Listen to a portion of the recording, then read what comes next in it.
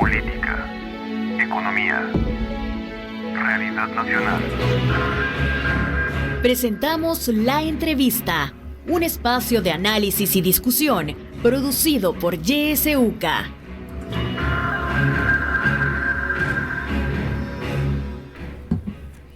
Siete de la mañana con 2 minutos. Muy buenos días. Gracias por sintonizar el espacio de La Entrevista.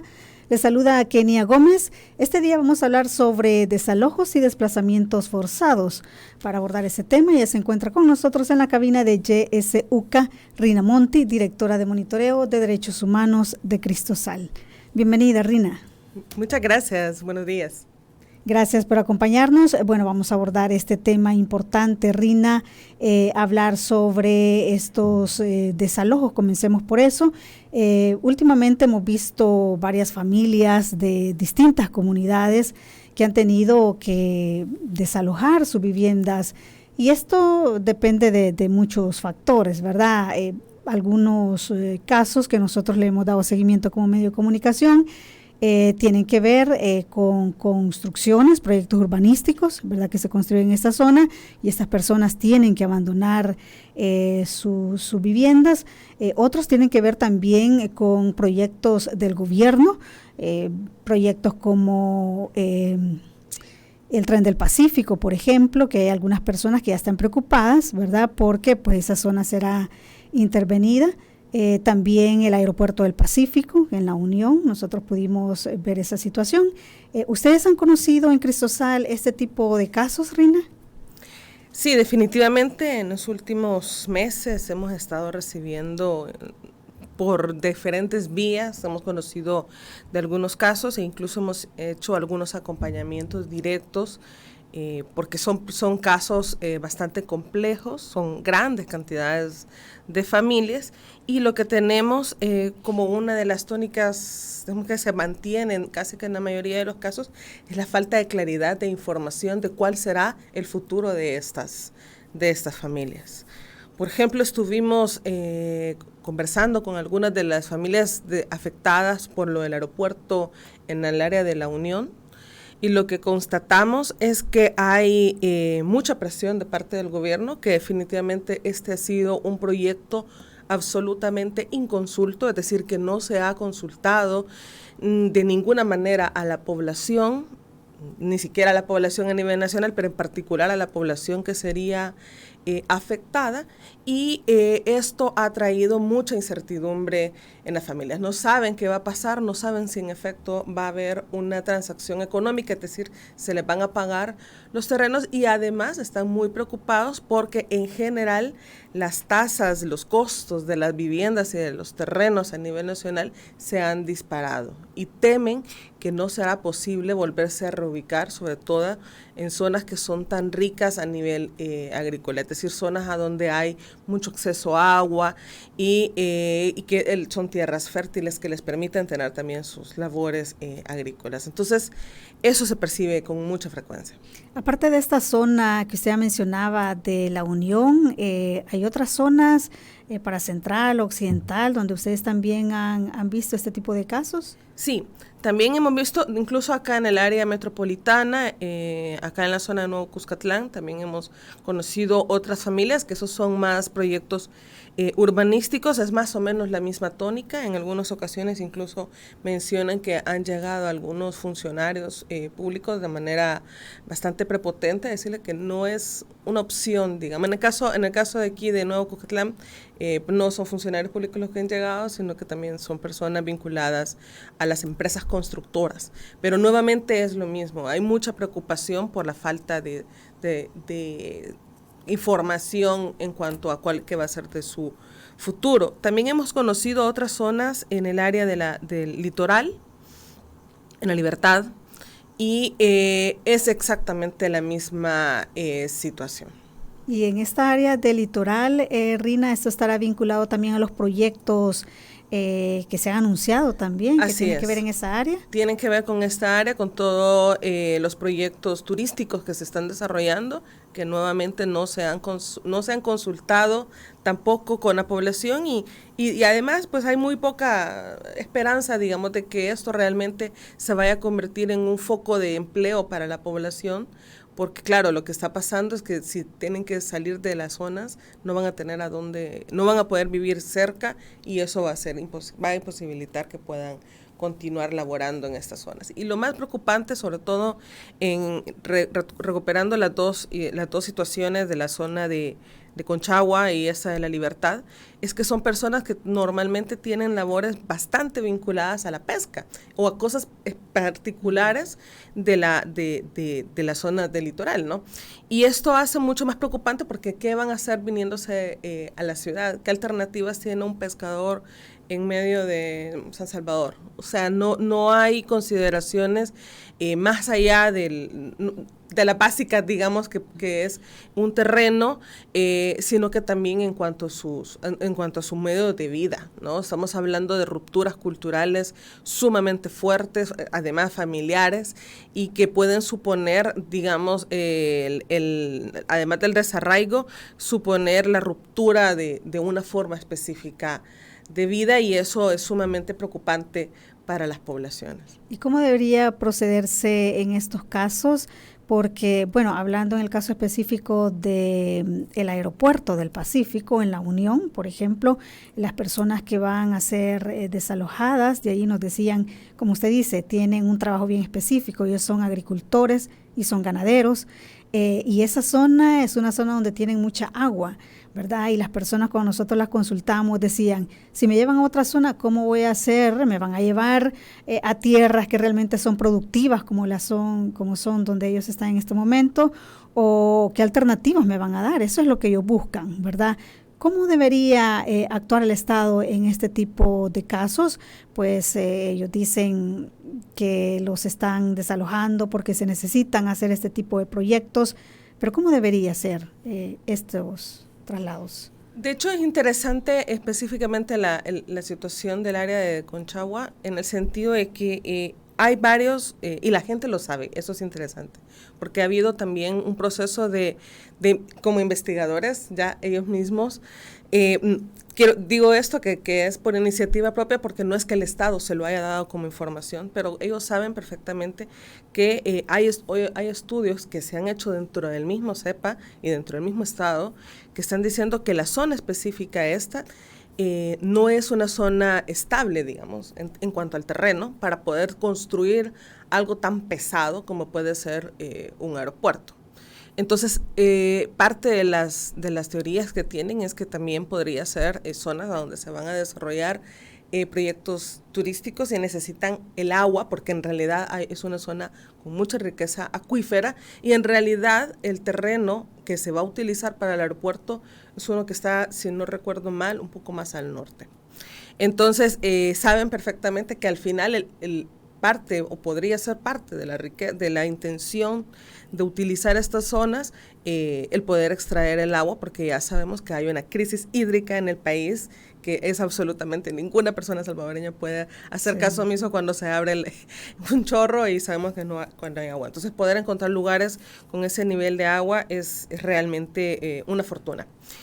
Diciendo esto, estas personas han tenido mucha preocupación en el sentido de que no saben si, aunque les dieran, porque además no todas las personas realmente pueden recibir fondos, pueden recibir el costo de su terreno, porque no todas las personas tienen en orden sus papeles del terreno, ¿no?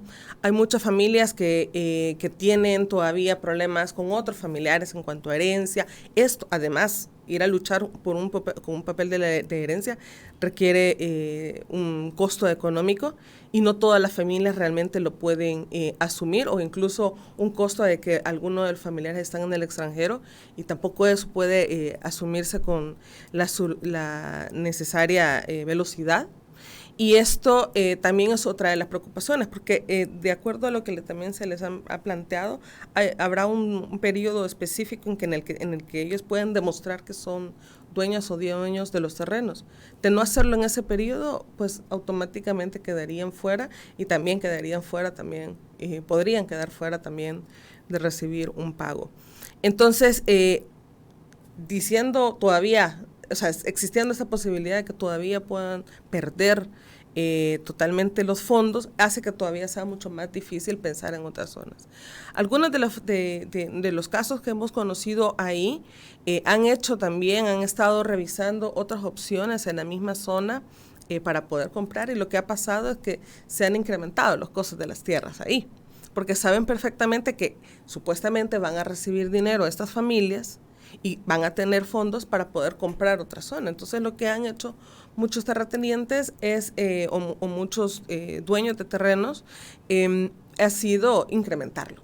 Entonces esto todavía pone en mucho más riesgo. Estamos hablando de gente que tiene además ganado, que tampoco es algo que se pueda vender de la noche a la mañana, pero sobre todo, más allá del momento de la ruptura inmediata, lo que les preocupa es qué va a pasar después, cómo van a lograr encontrar terrenos a donde puedan tener ese nivel de disponibilidad de agua, o incluso toda la tónica comunitaria que es tan importante en esa zona. Hay que recordar que estas zonas también tienen personas que se reubicaron, o sea, que fueron desplazados internos en la época de la guerra de las zonas nortes de Morazán, y se reubicaron ahí, ya tienen por lo menos 40, 50 años de vivir en estas zonas, y son realmente estructuras con cierta fortaleza comunitaria. Sí. Rina, estos desalojos de estas familias, de estas comunidades a las que ya usted ha hecho referencia,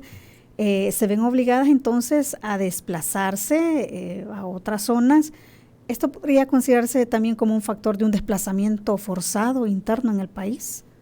Bueno, realmente es un desalojo, realmente, que en realidad operativamente o en la práctica se mira como un desplazamiento, porque son personas que se les está presionando.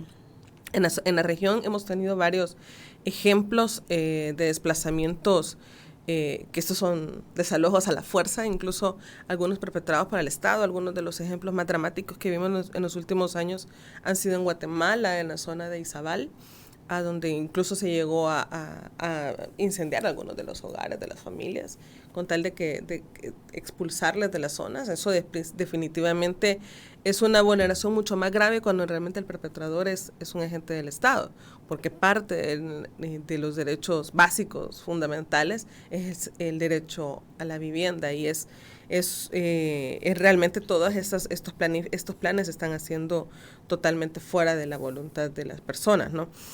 Técnicamente sí, en la práctica es un desplazamiento. Hablemos ahora ya específicamente de lo que son desplazamientos forzados. Rina, ¿cuáles son los últimos datos que ustedes tienen en Cristosal? Bueno, la situación del desplazamiento en este año pues se ha mantenido. Quiero decir que también desde Cristosal, como ya saben muchas personas, tenemos un sistema que entran casos también de manera independiente, es decir, son familias que nos buscan y no necesariamente representan las tendencias a nivel nacional. Es decir, hemos tenido en este año, se nos han incrementado los casos de desplazamiento por afectaciones por el cambio climático, y eso no quiere decir que realmente este año hayamos tenido un incremento, digamos, en las afectaciones, sino que son personas que vienen luchando desde el año anterior, como mínimo, o incluso algunos casos del 2020, que vienen luchando todavía con las reubicaciones infructuosas, es decir, no han logrado reubicarse en una zona. Perdón, Rina, y eso, para ahondar en este tema, son personas que se van de sus zonas porque son zonas que se inundan, por ejemplo, o ¿por qué específicamente? Exactamente, son personas que se han visto en la necesidad de abandonar sus hogares, ya sea de manera temporal o permanente, porque ya no sea posible vivir ahí, por derrumbes, por inundaciones, o porque existe un riesgo latente a que suceda cualquiera de las dos cosas. Es decir, en nuestro país lamentablemente hay zonas que están que forzosamente las personas han tenido que convivir, digamos, con tener anualmente una inundación. El ejemplo más dramático en la zona metropolitana es el de Ilopango, ¿no? El de Santa Lucía. pero son zonas que en realidad en la práctica ya no debería de ser posible que se sigan habitando, porque ya se sabe que va a suceder. Entonces eso pone en riesgo mucho a las familias. Hemos tenido también casos de personas, de este año también hemos tenido casos de personas que se han tenido que desplazar por violencia. En general hemos tenido 1.872 personas desplazadas. La mayoría que hemos recibido este año ha sido por el cambio climático, pero también hemos recibido por violencia. También hemos recibido solamente, específicamente en el estado de excepción, hemos recibido a 255 personas en situación de desplazamiento por violencia, por hechos de violencia que han sucedido dentro del periodo de estado de excepción. En cuanto a los perfiles, seguimos viendo que la mayoría de las personas que están en esta situación son mujeres, la mayoría son cabezas de hogar, y tienen bajo su cuidado a niños y niñas entre 0 y 17 años. También hemos tenido a población vulnerabilizada como la población LGTBI. Hemos tenido 28 personas en situación de desplazamiento de la comunidad LGTBIQ+. Hablando específicamente de aquellas por violencia, sigue en los reportes, todavía se mantienen las personas que están mencionando mayoritariamente el más del 70% a miembros de pandillas como los perpetradores de los desplazamientos.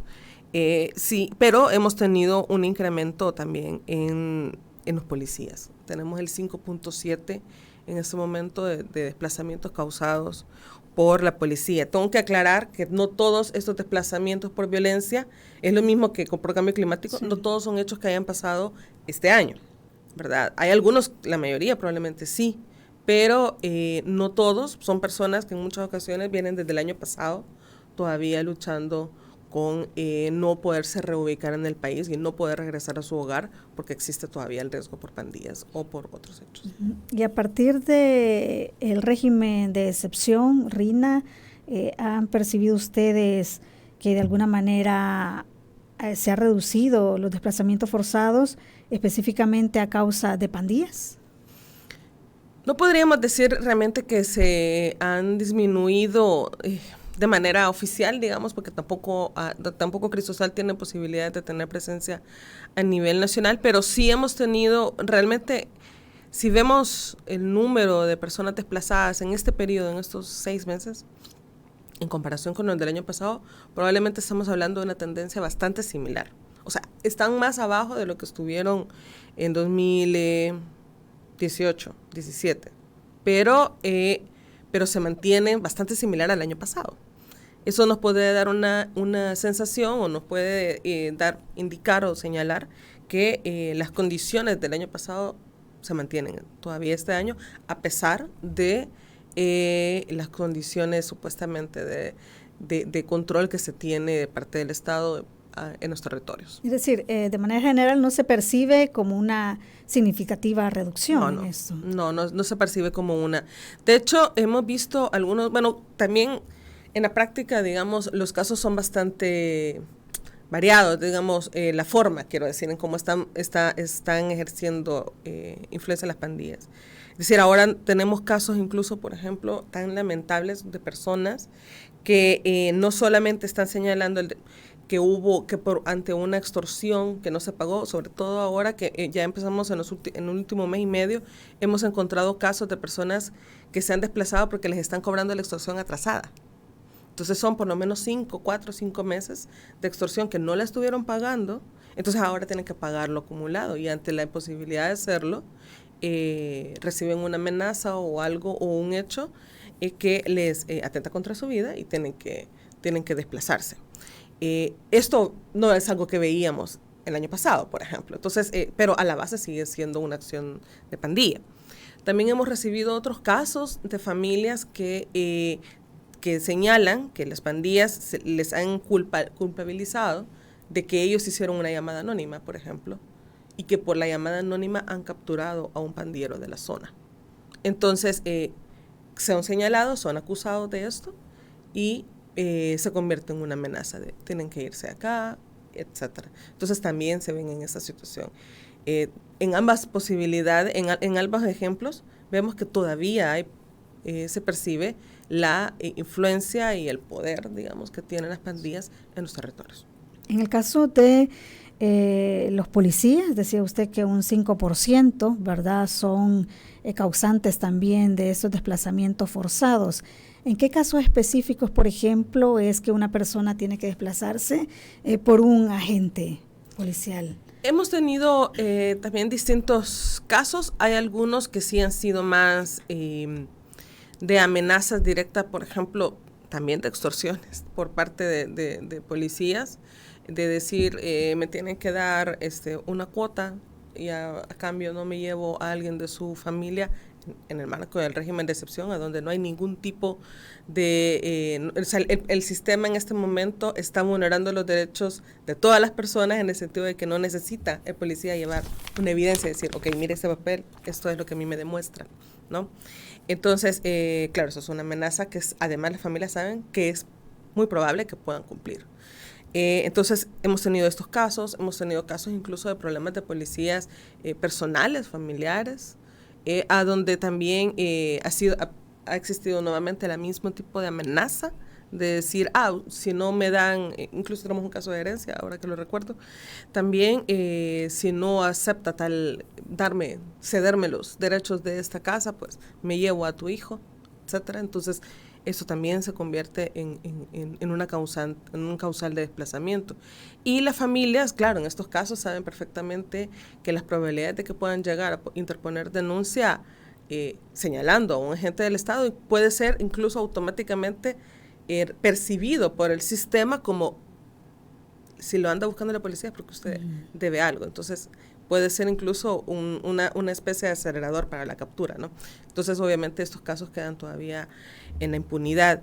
No hemos percibido demasiados casos contra específicamente jóvenes. Hemos recibido más a donde la vulneración de derechos por la policía es a familiares, a personas adultas. Por ejemplo, hemos visto algunos casos de familiares de pandillas que ellos tienen años de no tener contacto con la familia y llegan a ser presionados por la policía y ante no recibir una respuesta son amenazados, ¿verdad?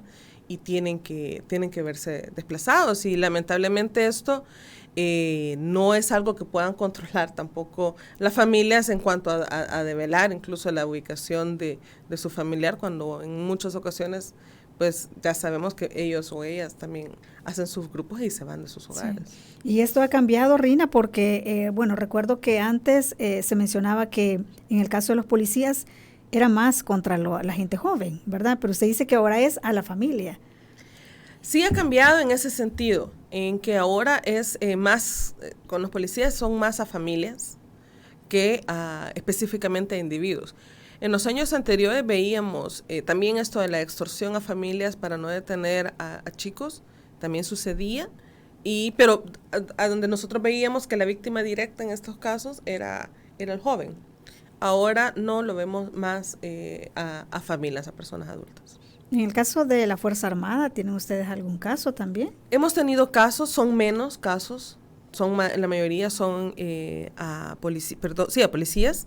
Hemos tenido a militares solo es el 1.2%, realmente son pocos casos. También hemos tenido algunos casos, el 1.7% de servidores públicos, a donde vemos aquí incluso personal que trabaja en diferentes alcaldías o algunos funcionarios de autónomas o incluso de ministerios que llegan a hacer algún tipo de amenaza a las familias para desplazarse, haciendo uso de su figura como funcionario público, ¿verdad? Hemos también recibido algunos casos del CAM, de algunos agentes de seguridad metropolitana, no necesariamente de San Salvador, sino que de diferentes regiones del país. Ahora, por persecución política, ¿han tenido ustedes también casos de personas o familias que se hayan desplazado?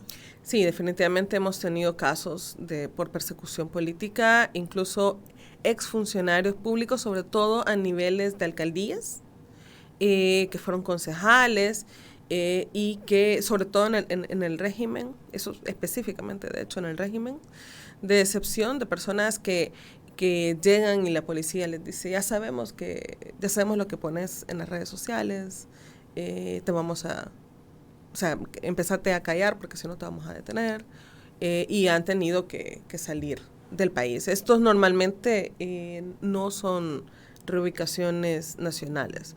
Normalmente las personas víctimas por violencia política, en este sentido, apuestan por una migración básicamente inmediata. ¿Desde hace cuánto han comenzado a ver ustedes estos casos? En realidad tenemos varios, ya desde por lo menos 2 años de empezar a recibir casos por violencia política. Ahorita no tengo específicamente el número de casos, pero hemos recibido, en los últimos meses se han incrementado. Pero sí tenemos varios, por lo menos 2 años, de estar recibiendo casos a diferente nivel. Y cuando digo a diferente nivel, no solo estoy hablando de funcionarios, de hecho, de alto grado, digamos, no me refiero a estos funcionarios, sino que en muchas ocasiones son personas que han estado, por ejemplo, hemos tenido en el régimen siempre, hemos tenido casos de personas que estuvieron dentro de la dirección de centros penales. Y ante todo lo que estaba sucediendo, en algún momento recibieron como la orden de mejor irse del país, o sea, porque recibieron una amenaza, porque vieron algo que podía atender a atentar contra su vida o la de sus familiares, y han tenido que estar en esta situación de movilidad humana. Pero sí, en estos últimos meses se han incrementado definitivamente. Bien, vamos a hacer una pausa, Rina. Cuando regresemos, usted va a poder participar haciendo sus preguntas, haciendo sus comentarios. Recuerde que estamos transmitiendo a través de nuestra página de Facebook. Si gusta, usted también ahí nos puede dejar sus mensajes y nosotros pues se los trasladamos acá a Rina Monte, que nos acompaña este día para hablar sobre este tema de desplazamientos forzados. Ya regresamos.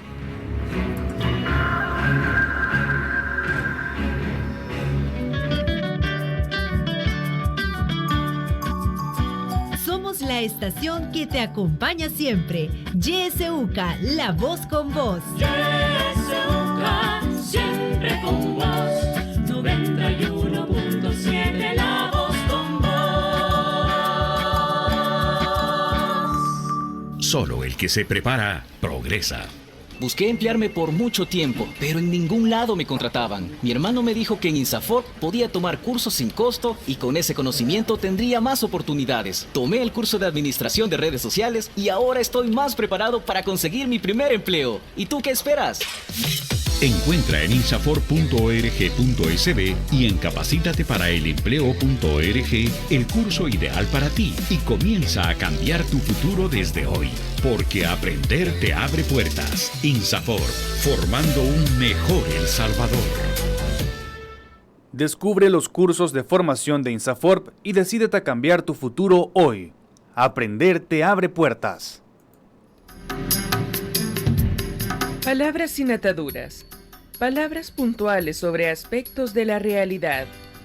Palabras sin fronteras. Con Enrique Argumedo, ex magistrado de la Sala de lo Constitucional. Escúchalo todos los martes y jueves al finalizar los noticieros del mediodía y de la tarde. Y su reprise los sábados y domingos después del noticiero vespertino. Palabras sin fronteras. Con Enrique Argumedo. En la internet puedes buscarnos en nuestra página web www.ysuca.org.sb, en Twitter como @ysuca917 y en Facebook como Radio YSUCA 91.7 FM. YSUCA, contigo en la nueva era digital.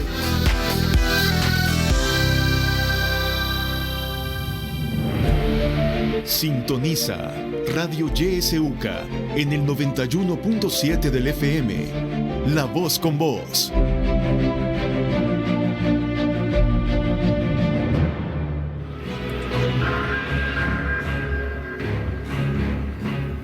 Siete de la mañana con 31 minutos. Gracias por continuar con nosotros. Si nos acaba de sintonizar, le comento que se encuentra con nosotros Rina Monte de Cristosal. Estamos abordando el tema de los desalojos y también de los desplazamientos forzados. Usted puede participar en entrevista, marque nuestros números de teléfono, usted ya los conoce, 2275-9501, 2275-9502.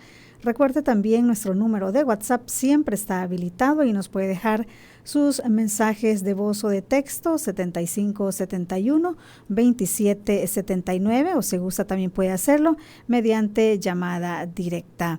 Nuestras redes sociales están habilitadas, usted puede dejar allí sus mensajes y sus comentarios. Mientras nos llegan las participaciones, Rina, continuemos hablando sobre este tema. Comentaba usted que este tipo de desplazamientos por razones políticas, esto es algo nuevo, no se miraba anteriormente acá en el país, ¿verdad? Estas situaciones pues que estamos viviendo actualmente en El Salvador podrían ser motivaciones precisamente para que se dé este tipo de desplazamientos y que tanto también pesa, Rina, la libertad de expresión también acá, ¿verdad? De que algunas personas puedan expresarse libremente y si lo hacen también puedan ser perseguidos de manera política y esto pueda también conducir a un desplazamiento. Exactamente. Lamentablemente en muchos de los casos de violencia política, no todos, pero sí en muchos casos hemos visto que una de las características es que han sido personas que probablemente han estado de manera pública señalando las fallas que tiene el Estado. Y también hay que tomar mucha en consideración el tema de la violencia política en cuanto a los perfiles de migrantes.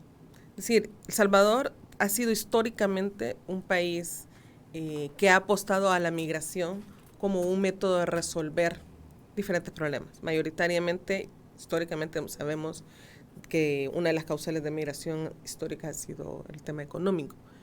Sin embargo, dentro de las causales económicas, en muchas ocasiones, pues, la migración es un fenómeno multicausal, es decir, que no necesariamente obedece a una única razón, pero el tema de seguridad ha estado siempre también presente, ¿no? Y diciendo esto es porque normalmente cuando uno hace un análisis sobre las solicitudes de asilo a nivel mundial, sobre las personas de solicitudes de asilo de personas salvadoreñas en el mundo, vemos que históricamente la proporción más alta ha sido irse a Estados Unidos o irse hacia México, más a Estados Unidos que México en asilo, ¿verdad? Esto ha sido una constante para la región norte de Centroamérica. Lo mismo sucede con Guatemala y con Honduras. Sin embargo, hemos visto en los últimos años que se han incrementado las solicitudes de asilo específicamente para Europa. Y Europa todavía no tenemos a cabalidad los perfiles de los migrantes, porque también una de las constantes también ha sido que una vez las personas salen del país, en muchas ocasiones no quieren volver a hablar de nada de lo que sucedió detrás, que fueron las causales de migración, pero hemos visto que en muchas ocasiones los perfiles son más perfiles profesionales o personas que tenían algún tipo de nivel más económico, un poco más estable, que son las que están apostando por irse hacia Europa. Uno de los ejemplos más claros ha sido el incremento de las solicitudes específicamente hacia Inglaterra, que entre el 2016 y el 2021 se incrementó en un 1.200% las solicitudes. En 2016 eran 104 personas salvadoreñas solicitando, y ya para el 2021 fueron 1.400 personas. Esto hizo que Inglaterra dijera, ¿qué está pasando? Porque además, de manera oficial, la información que reciben de El Salvador es que aquí no pasa nada, que todo acá se está resolviendo perfectamente. Entonces es como raro decir, ok, ¿qué pasa? Porque en El Salvador supuestamente no todo está bien, pero tenemos a 1.400 personas en un solo año solicitando asilo. Solo en un país. Solo en un país. Y solo en un país que además no ha sido un país a donde tradicionalmente las personas salvadoreñas tengamos familiares. Es Inglaterra. O sea, es un lugar que además tiene físicamente, digamos, una forma de vida totalmente distinta, iniciando por el clima. O sea, entonces es interesante saber qué pasa. Bueno, lo que hizo al final Inglaterra es decir, ok, a partir de mayo, todas las personas salvadoreñas que quieran venir acá tienen que pedir permiso antes de salir de su país. Sí, emitió un comunicado al respecto. Exactamente. Sí. Entonces, estos son métodos porque también lo que quieren hacer es frenar las solicitudes de asilo y señalar, decir, ok, mira El Salvador, algo está pasando, pero esto definitivamente no es normal, ¿verdad? Entonces, solo, bueno, de acuerdo a los datos de ACNUR, solo el año pasado fueron más de 26,000 personas las solicitantes de asilo. Y en nuestra experiencia, la mayor parte de personas no pide asilo cuando migra. O sea, quiere decir que esas 26,000 personas solo son una porción muy pequeña de total de personas que en realidad han migrado durante el año 2021. Porque saben que las probabilidades de obtener una respuesta positiva son muy bajas. Bélgica, por ejemplo, Bélgica y creo que también España ha cambiado dentro de los últimos 2 años a donde el 90% de las solicitudes de asilo son denegadas. Entonces, quiere decir que eso todavía es mucho más complicado porque además de que es mucho más caro viajar allá y suponerse y hacer un parálisis de la vida, paralizar la vida de las personas y someterse a un proceso largo, complicado de asilo, el 90% de las probabilidades es que usted reciba la negativa y tenga que regresarse después de 2 años a El Salvador, tal como salió, ¿verdad? Entonces, son procesos que normalmente las personas no apuestan, entonces son graves. Otro de los ejemplos que hemos tenido también ha sido el proceso de personas detenidas en frontera sur con Estados Unidos, que solamente de personas salvadoreñas entre enero y agosto, es decir, los primeros 8 meses de este año, son más de 62,000 personas detenidas.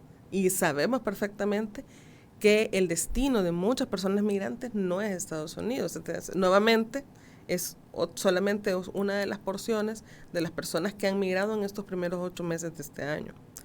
Quiere decir que diariamente son detenidas al menos 257 personas salvadoreñas en frontera sur, más todas las que logran pasar. Entonces la tendencia sigue, cuando vemos el histórico de los por otros años, vemos que estamos regresando a las tendencias del año 2019. Quiere decir que todavía las condiciones que fuerzan a las personas a salir del país se mantienen.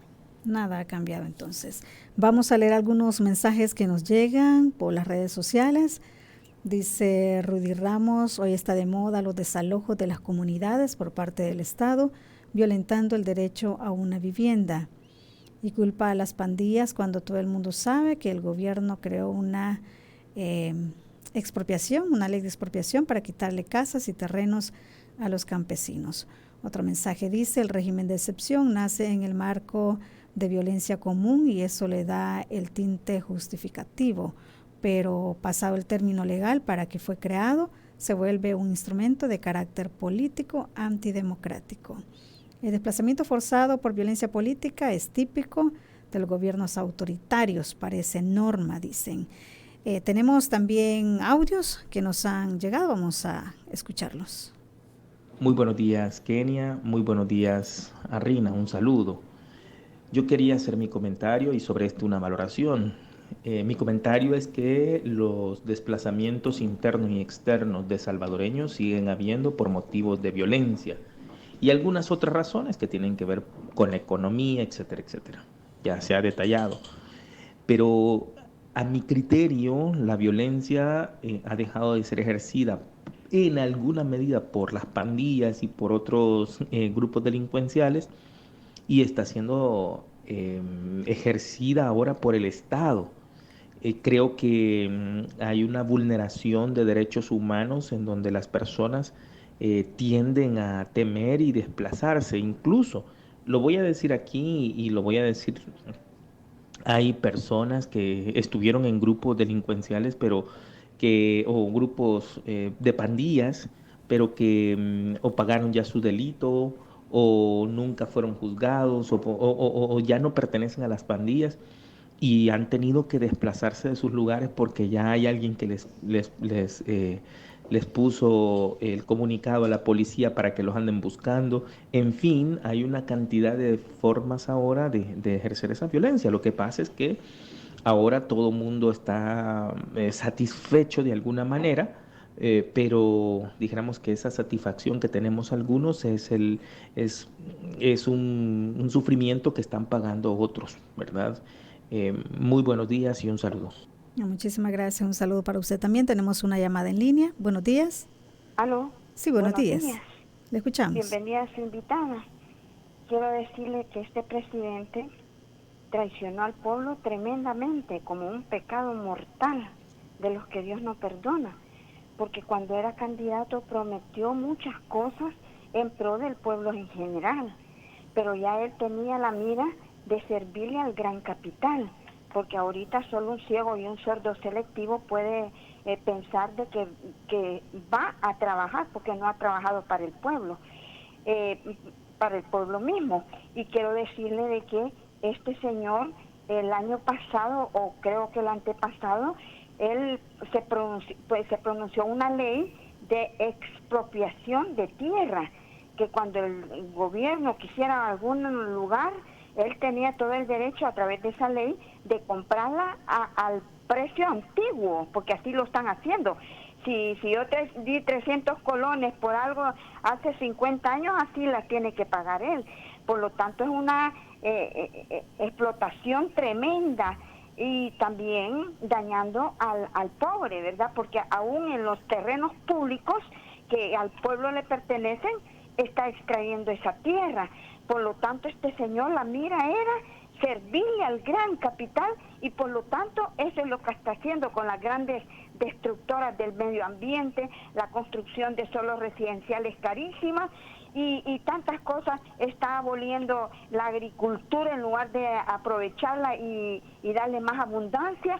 Así es que este señor está haciendo unos estragos tremendos. Abrir un aeropuerto que no lo necesitamos, él está haciendo apertura al narco. Eso es lo que quiero decir. Muchas gracias y feliz día. Feliz día para usted también. Muchísimas gracias por participar. Tenemos un audio más. Vamos a escuchar. Buenos días, YSUCA. Licenciada, qué gusto saludarles. Felicitarles por estar abordando estos temas tan interesantes y que solo en esta radio se pueden escuchar. Creo que como pueblo estamos sufriendo una de las peores represiones. Yo ya soy una mujer de 68 años que viví la guerra y veo con una gran tristeza la militarización de regreso. Eso es preocupante, la verdad. Cuando yo lo veo, me da tanto coraje y tanta tristeza, porque digo, ¿cómo fue que llegamos a este punto? Donde realmente el pueblo pobre está pagando tanta seguridad para tanto rico que se aprovecha de la ignorancia de nosotros los pobres, porque no tenemos esa capacidad muchas veces de visualizarnos y muchos nos vendemos por cualquier tontería. Esa es la realidad, porque no tenemos un arraigo de identidad, porque hasta eso nos robaron. Gracias, que tengan buen día y muchos éxitos y bendiciones, y que Dios les dé la sabiduría para seguir en la lucha, y cuenten siempre con nosotros y con nuestras oraciones. Muchísimas gracias por su participación y por sus buenos deseos. Rina, le cedo la palabra para que pueda responder a estos comentarios. Bueno, definitivamente este último comentario sobre el tema de la militarización hace necesario realmente señalar la urgencia en que sea realmente, regresemos, digamos, a un estado de derecho a donde realmente la Fuerza Armada regrese a las tareas que le corresponden, que no están vinculadas al tema de seguridad ciudadana, al tema de seguridad pública. Y lo digo porque también, y seguramente la señora hacía alusión a esto mismo, la presencia de la Fuerza Armada en este momento, incluso haciendo capturas, que no hay en ninguna de las políticas, protocolos, mandamientos que tiene este país, que permita que sean los militares los que están haciendo las capturas, y además que lo están haciendo sin tener la educación, sin tener la formación necesaria para poder realmente hacer el procedimiento. Está suponiendo serias vulneraciones de derechos, sobre todo aquí hacia jóvenes. como Cristo Social hemos conocido casos incluso de chicos que han sido básicamente torturados por Fuerza Armada y no necesariamente detenidos. Que esto también a la larga se convierte posteriormente en un desplazamiento, porque al no ser capturado, pero saben los militares a dónde están y saben que ellos, incluso en su cuerpo, pueden tener todavía señales de la tortura, pueden llegar a ser capturados. Entonces lo que apuestan es mejor a irse, ¿verdad? Actuando absolutamente de manera impune. Lo cierto es que la Fuerza Armada, en las tareas, incluso hemos tenido a Fuerza Armada custodiando los centros de vacunación, cuando no tiene absolutamente ningún sentido tener a un militar abriendo la puerta de un centro de vacunación. Nunca supuestamente hubo un riesgo de que hubiera un robo extranjero, porque los militares son para eso, ¿no? Son un tema de seguridad nacional. Sobre las vacunas, ¿por qué? ¿Cómo? ¿De qué manera se justifica? Y la forma en la que se están situando de manera tan impune definitivamente hace que nos recordemos de qué manera estaban funcionando en la época de la guerra. Otro de los casos también de desplazamiento que también me lo recordó incluso la señora de la llamada fue el tema de las desapariciones. En El Salvador, de agosto del año pasado a este agosto, es decir, un año, en los últimos 12 meses literalmente, hemos logrado atender al menos a 40 personas, que están reportando que se vieron en la necesidad de desplazarse internamente por la desaparición de un familiar. El tema de los desaparecidos continúa siendo un drama. Vemos y lo podemos ver en las redes sociales casi que a diario, cómo las familias están exigiéndole que haga su trabajo a la fiscalía, porque esto no es un favor que le hace el fiscal decir, ok, voy a investigar. No, es su obligación.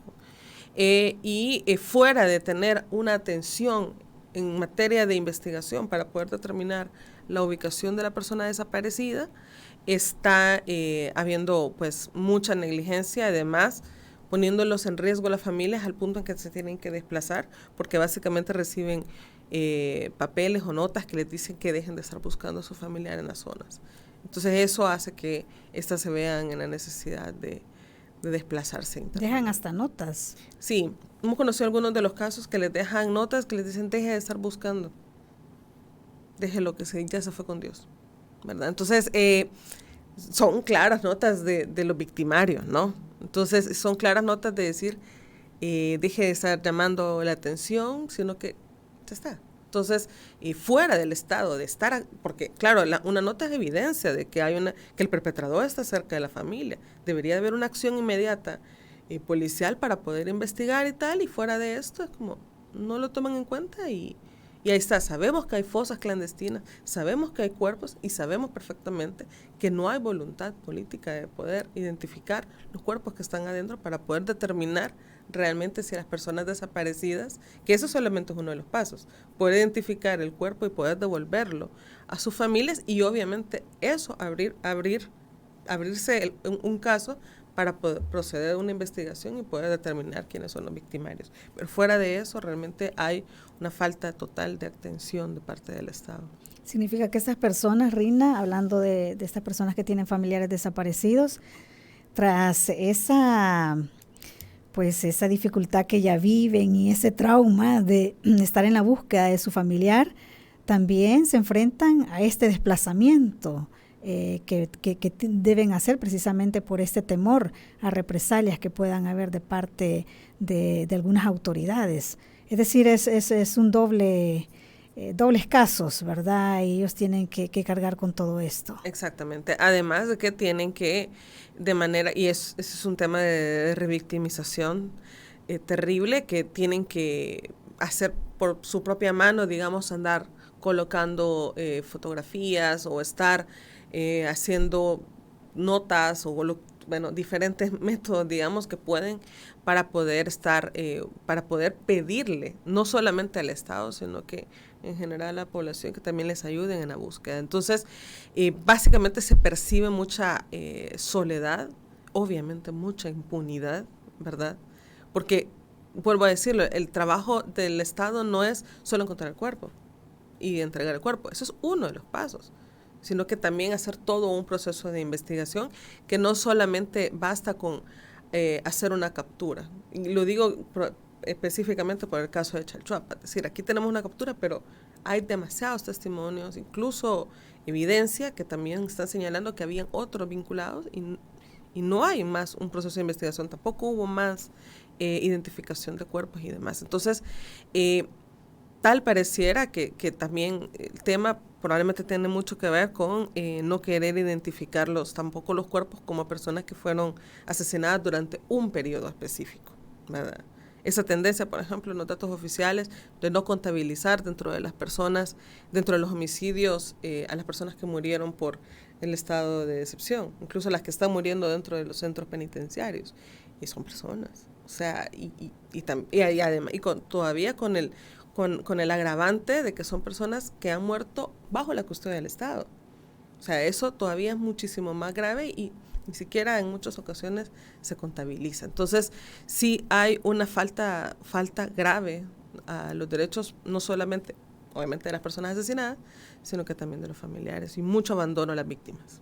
Y hay víctimas que son de grupos que por años han sufrido, ¿verdad? Una de las llamadas decía, ¿verdad?, que las personas que habían sido desplazadas por la guerra nuevamente están volviendo a ser desplazadas. Y me recuerda el caso de acá cercano de Florencia, por ejemplo, la comunidad Florencia de acá de Nuevo Cuscatlán. Hay muchas personas que obtuvieron sus terrenos, según lo dijeron, ¿verdad?, porque pagaron al IPSFA por mucho tiempo, son veteranos de guerra, ¿verdad?, de la Fuerza Armada, que también sufrieron de alguna manera durante la guerra y ahora están nuevamente siendo vulnerados sus derechos. Se perciben que son estos mismos grupos los que durante diferentes épocas se ven vulnerados en sus derechos. Exactamente. Lo mismo sucede con algunos de los pobladores de aquí de la Unión, que tal como decía la señora, además es un aeropuerto que no es necesario, o sea, no ha habido ningún proceso nacional de consulta y forma en que se justifique realmente la necesidad de hacer un aeropuerto en una zona que además está lejana, digamos, a la zona donde mayoritariamente habita la mayor cantidad de población salvadoreña, y además son personas que ya han estado, que ya se han enfrentado a desplazamientos, como decía, de la zona norte del país, y ahora se tendrían que enfrentar nuevamente a un proceso que incluso no todas, pero incluso algunas llegaron y tuvieron de diferentes maneras los terrenos, de habitar en los terrenos, y ahora estarían nuevamente en una situación de incertidumbre con la pérdida de los terrenos. Es gravísimo en este momento para cualquier salvadoreño quedarse sin un lugar a donde habitar, porque además, como vuelvo a decir, o sea, el costo realmente de los terrenos, la burbuja inmobiliaria en El Salvador es absurda, es carísimo. Entonces, y como decía la señora, probablemente yo ni siquiera estoy tan segura que le den el costo con el que se compró el terreno hace 70 años, ¿verdad? Porque también sabemos que tampoco el Estado tiene fondos, tampoco tienen dinero. Entonces, probablemente muchas de esas familias pues no reciban nada o reciban algunas de estos bonos que se hacen efectivos durante 40 años y realmente quedan totalmente, pues totalmente desprotegidos, ¿no? Y otra vez fuera de haber una acción de parte del Estado, un compromiso en la atención, porque son víctimas al final, pues vemos que no hay una total apatía, digamos, hacia las víctimas. Y lo vemos incluso en materia de las víctimas de desplazamiento forzado interno, que ya tenemos casi 3 años ahorita de tener la ley, tenemos 2 años y 9 meses exactamente, y seguimos sin tener reglamento, seguimos sin tener una... ¿No hay presupuesto todavía para la ley? Pues hay presupuesto, de acuerdo al ministerio, sí, es el 1% del Ministerio de Seguridad y Justicia. El 1%. Y prioridades, ¿verdad? Ahí se ven las prioridades. Las prioridades. Y además los fondos son única y exclusivamente para pago de salarios de la gente. Pero operativamente darles algo, o sea, un un hotel durante la crisis de que tienen que salir de la casa, fondos de transporte, fondos de alimentación, o sea, todo lo que conlleva realmente la atención a un caso, no hay nada, absolutamente nada. No sabemos incluso si en realidad está funcionando el famoso albergue que empezó a utilizarse en 2019, pero que a los pocos meses tuvo que cerrarse porque el director de la época reveló la ubicación del albergue. Entonces, claro, ante eso hubo necesidad de cerrarlo y no sabemos realmente si hay alternativas. Básicamente ahorita la atención a las víctimas continúa estando bajo la responsabilidad de las organizaciones de sociedad civil nacionales e internacionales, y el Estado básicamente es un agente que deriva los casos, es decir, los recibe aquí y los manda a otro lado, los recibe aquí y los manda a otro lado, porque no tiene fondos. También eso sí. Hay que reconocer que también para el funcionariado público que diariamente tiene que ver a las víctimas es complicado. Ya para ir finalizando, Rina, nos quedan nada más 3 minutos. ¿Qué panorama percibe usted? Porque, y lo mencionaba también alguien que nos escribía, hay una ley de expropiación, ¿verdad? Que también, es decir, estas personas, si bien esto siempre ha sucedido, ¿verdad? Han habido desalojos, pero ahora hay una ley, ¿verdad? Que está vigente, y entonces basado en esa ley, pues pueden hacerse este tipo de situaciones. Y frente a todo eso, usted dice, estas personas prácticamente están solas, ¿verdad? No hay alternativas. ¿Cuál es el escenario entonces para esta gente? Bueno, definitivamente la ley, fuera de ser un aliado, pues es también un riesgo para estas familias. Es decir, la ley habilita al Estado que lo pueda desalojar a las personas. Sin embargo, yo sí tengo que reconocer que lamentablemente el Estado en ese momento, con el nivel de corrupción que tiene, digamos, no necesita realmente una ley para poder desalojar a las personas. O sea, ellos lo pueden hacer porque hay una total impunidad, ¿verdad? O sea, quiere ir a poner una denuncia a la Sala de lo Constitucional, pues es administrada por la misma persona, ¿verdad? Quiere ir a poner al Ombudsman, a la Procuraduría de Derechos Humanos, y pues también tiene un controlado también básicamente por una misma forma de ver, digamos. Entonces, realmente fuera de ser una alternativa o que pueda salvaguardar o que pueda garantizar que puedan recibir algo, pues se convierte también en un agravante. La ley todavía nosotros no la hemos visto hasta este momento que se está ejecutando como tal, ¿verdad? En los casos. Habrá que ver qué está sucediendo, qué va a suceder. Lo que sí podemos decirle a las personas que están en esta situación es que tienen que organizarse, tienen que ordenarse, tienen que luchar en conjunto y tienen que poder realmente sembrarse enfrente de eso. Es decir, no es una opción, no podemos desalojarnos, no podemos entregar los terrenos, porque solo la organización, y eso lo vimos en Agarra también, solo la organización comunitaria realmente es un fuerte aliado para poder luchar contra estos sistemas tan autoritarios. Así es, ese es el mensaje que queda. La organización también es importante. Muchísimas gracias, Rina, por habernos acompañado. Muchas gracias a ustedes por la invitación. A usted también muchísimas gracias por sintonizarnos. Recuerde, esta entrevista queda ahí en nuestra página de Facebook por si quiere compartirla también. Que tenga buen día. Esta fue La Entrevista. Te invitamos a que no te pierdas nuestra próxima emisión.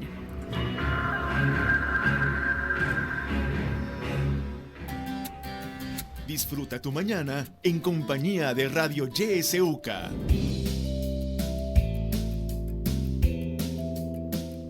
¿Y dónde es que se denuncia una violación a mis derechos humanos?